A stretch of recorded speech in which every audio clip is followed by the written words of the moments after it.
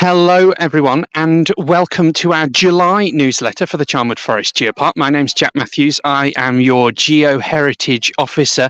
You'll notice that this month we're not in the office because we're out and about at the wonderful Timber Festival, run and supported by the National Forest, which we are a part of. We're going to tell you more about that in a moment, but before we get onto that, a quick rundown of the newsletter items that you need to know about for this month of July. So firstly, if you'd like to discover a little bit more about the geology, at the end of the month, on the 30th of July, we are putting on an online free public lecture. You can find more information on the events page of our website, charnwoodforest.org/events, for Beginner's Guide to the Geology of Charnwood Forest, given by myself. No prior knowledge required. Tune in at 7:30 on July the 30th and you'll get the Beginner's Guide to nearly 600 million years of geological history and what makes Charnwood Forest of such international significance. More information on that on our website. Now, to all our wonderful organisations from across Charnwood Forest, be they businesses or not-for-profits, if you've got something to do with the tourism and hospitality industry, then we absolutely encourage you to nominate for this year's Leicestershire Tourism and Hospitality Awards. All the information is on our website under the news section, and you can even learn from some of our region's wonderful winners over the past 3 years, places like Rothley Wine and National Forest e-bike holidays. There's some quotes on there about what it meant to them and why it was so important, so check that out, and we really encourage you to look up. There's so many categories: bed and breakfast of the year, pub of the year, best event, so many things for everyone. We do encourage you. We want to see Charnwood Forest strong in this year's County Tourism and Hospitality Awards.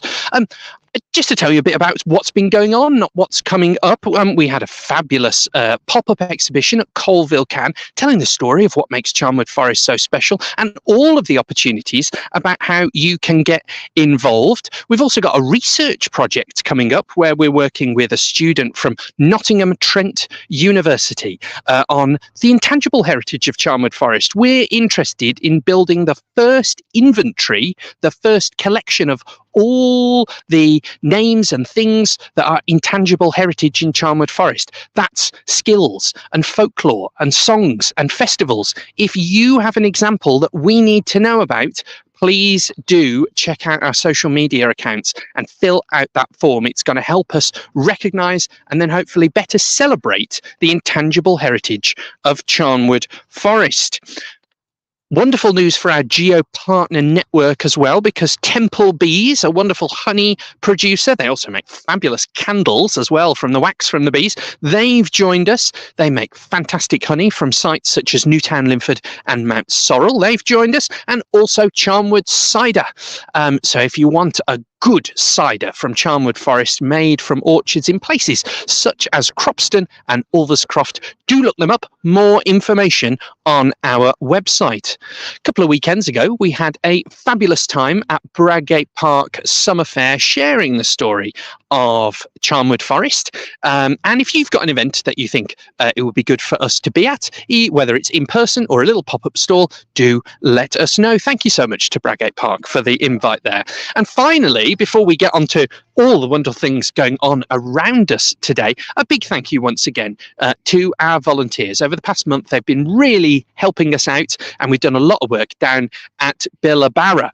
Now, I'm going to encourage Julie, who's behind the camera, to follow me around so we don't get run over by the truck that's coming round. And you can see a bit behind me where this truck's coming through, a bit of what we're doing here. Timber Festival is an environmentally themed music festival held at Feeney Dock, which is a lovely bit of woodland just outside of Swadlincote and just north of Moira. And there's all sorts of events going on, music and talks and workshops and art and fantastic food. It's a wonderful, wonderful thing that happens every year. And you can see Charnwood Forest, we are expanding our provision every year. So on the left-hand side, we've got our little talks presentation area. We're going to be talking about shock horror the rocks of Charnwood Forest. So we've got talks on the pebbles, we've got talks on the fossils, we've got a grand overview of Charnwood Forest's 600 million year old history, and we're very pleased to be joined by Dr. Duncan Murdoch from the Oxford University Museum of Natural History, who's going to be telling us about the marvellous minerals of Charnwood Forest. And also, Susan Kilby will be talking about place names and what we can tell from the place names of Charnwood Forest. Were they Norman settlements or Viking settlements or Anglo-Saxon? Wonderful, wonderful stories. Then on this side, let's ramble over. We've got in the middle of our little area, we've got an installation by the artist Nita Rao, who we've done a lot of work with in the past. Many of you might know her from the installations that have happened on Beacon Hill and the Outwood, the sculpture trail, very involved in that. This one's all about mycelium. Might not have heard of mycelium before. These are these structures, these fungal structures that link together fungal colonies underground, and they also connect together vegetation. Very important for nutrient transport, and actually a lot of communication goes on between fungi. You might not have thought of fungi as something that talks to each other, but they absolutely do. And this wonderful exhibition by Nita Rao, this wonderful installation, is like mycelium, going to continue to grow over the weekend. It's Friday lunchtime, but the festival goes on until Sunday evening, so this should evolve over the weekend. Hopefully we can post a few pictures maybe next week to show you how the attendees at the festival have all got involved in building it further.